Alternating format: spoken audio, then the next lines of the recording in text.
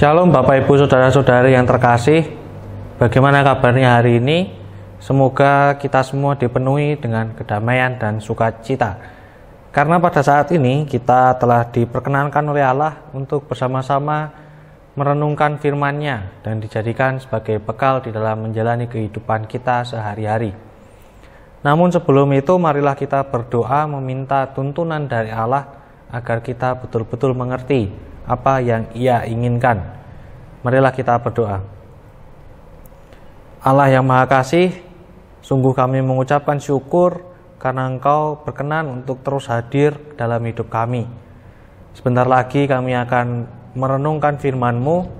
Tolong Engkau yang bukakan hati dan pikiran kami agar kami dapat mengerti dengan sungguh apa yang Engkau inginkan.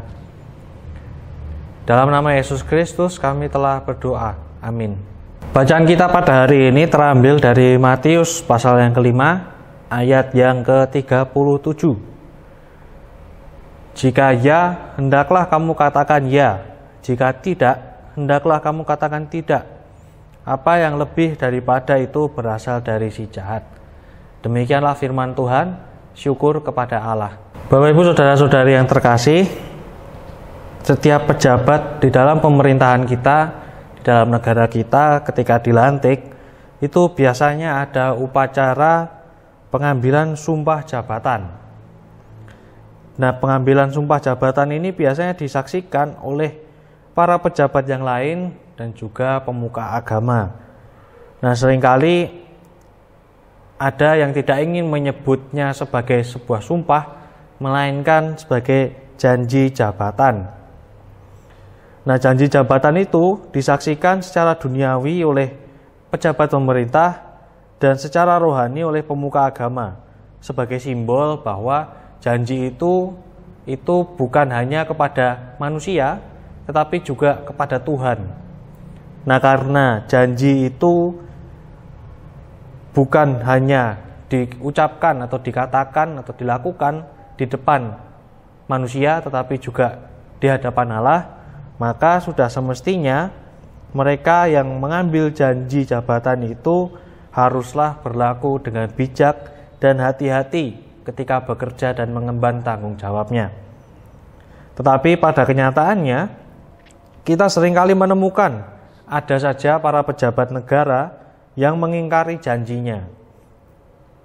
Mereka sudah berjanji dan bersumpah akan jujur untuk bekerja demi kesejahteraan bersama, tetapi malah faktanya mereka bekerja hanya untuk mencari keuntungan diri sendiri atau mencari keuntungan bagi golongannya sendiri.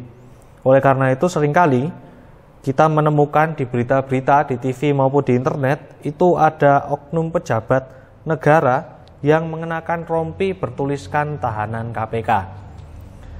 Bapak Ibu Saudara-saudari yang terkasih, di dalam bacaan Injil saat ini yang barusan kita baca, Yesus menasihati kita umatnya, kita manusia, agar jangan sampai mengucapkan janji-janji yang palsu. Kita diperintahkan supaya kita mengatakan atau melakukan hal-hal yang jujur di hadapan sesama dan juga di hadapan Tuhan. Nah, jujur ini bukan hanya perkara apa yang dikatakan, tetapi juga perkara apa yang dilakukan. Jadi setiap yang dilakukan dan setiap yang dikatakan itu tidak mengada-ada, melainkan betul-betul menjadi representasi dari kenyataan yang sedang terjadi. Itulah yang diinginkan oleh Yesus agar terjadi di dalam diri kita. Makanya di ayat kita, Yesus mengatakan, jika ya, hendaklah kamu katakan ya. Jika tidak, hendaklah kamu katakan tidak. Jangan mengada-ada, jangan membuat seakan-akan sesuatu itu baik, tetapi padahal nyatanya itu buruk, tetapi juga jangan sebaliknya. Yang jelas kita diminta untuk senantiasa jujur di dalam bertindak maupun berkata-kata. Jujur berarti harus menjadi representasi dari kenyataan yang betul-betul sedang terjadi. Semoga renungan kita pada hari ini dapat menginspirasi kita di dalam menjalani kehidupan sehari-hari. Tuhan memberkati.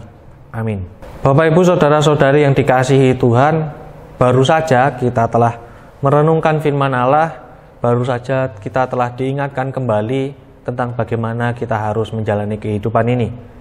Marilah kita menanggapi firman yang baru saja kita dengarkan dengan bersama-sama bersatu di dalam doa.